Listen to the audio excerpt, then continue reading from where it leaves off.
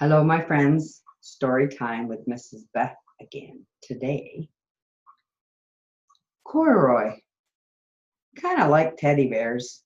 I think you all might have stuffed animals at your house. Well, I have a stuffed animal bear, and I'm going to read a story about Corduroy, the bear. Corduroy is a bear who once lived in a toy department of a big store. Day after day, he waited with all the other animals and dolls for somebody to come along and take him home. The store was always filled with shoppers buying all sorts of things, but no one ever seemed to want a small bear in green overalls. Then one morning, a little girl stopped and looked straight into Corduroy's eyes. "Oh, Mommy," she said.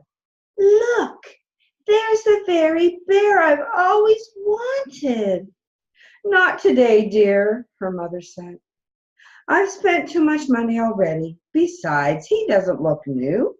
He lost a button to one of his shoulder straps." Corduroy watched them sadly as they walked away. "I didn't know I've lost a button," he said to himself. "Tonight I'll go and see if I can find it."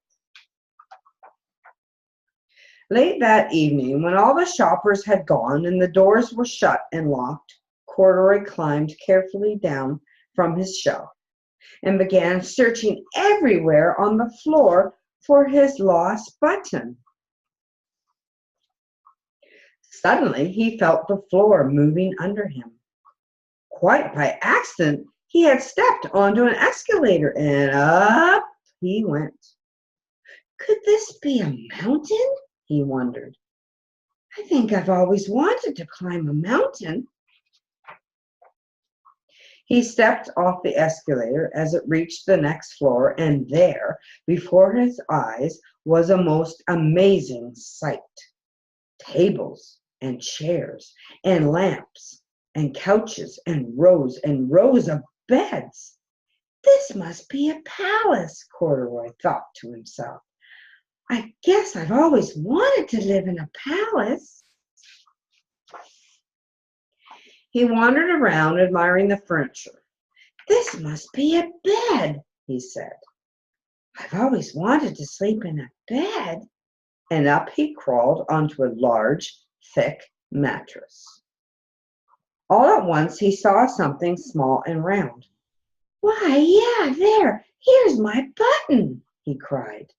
And he tried to pick it up. But like all the other buttons on the mattress, it was tied down tight. He yanked and pulled with both paws until pop, off came the button, and off the mattress Corduroy toppled. Bang! Into a tall floor lamp, and over it fell with a crash. Corduroy didn't know it, but there was someone else awake in the store. The night watchman was going around doing the rounds on the floor above. When he heard the crash, he came hurrying down the escalator. Now, who in the world did that? He explained. Somebody must be hiding around here. He flashed his light under the old couches and beds until he came to the biggest bed of all. All he saw there were two fuzzy brown ears sticking up from under the cover. Well, hello, he said. How did you get upstairs, little bear?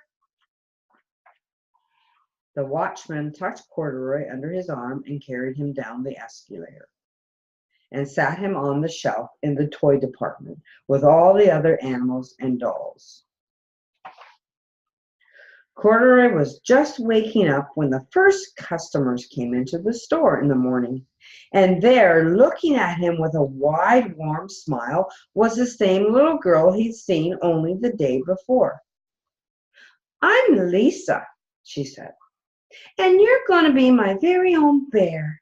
Last night I counted what I've saved in my piggy bank, and my mother said I had enough money so I could bring you home. Shall I put them in a box for you? Asked the saleslady. Oh, no, thank you, Lisa said, and she hurried with Corduroy, carrying him in his arms all the way home. She ran all the way up the 4 flights of stairs into her family's apartment and straight to her own room. Corduroy blinked. There was a chair and drawers, and alongside the girl-sized bed stood a little bed just the right size for him. The room was small, nothing like the enormous palace in the department store. This must be home, he said. I know I've always wanted a home. Lisa sat down with Corduroy on her lap and began to sew a button on his overalls. I like you just the way you are, she said, but you'll be more comfortable with your shoulder strap fastened. You must be a friend, said Corduroy. I've always wanted a friend. Me too, said Lisa, and she gave him a big hug. A big hug from my soft teddy bear. Thanks for listening, friends. See you next time.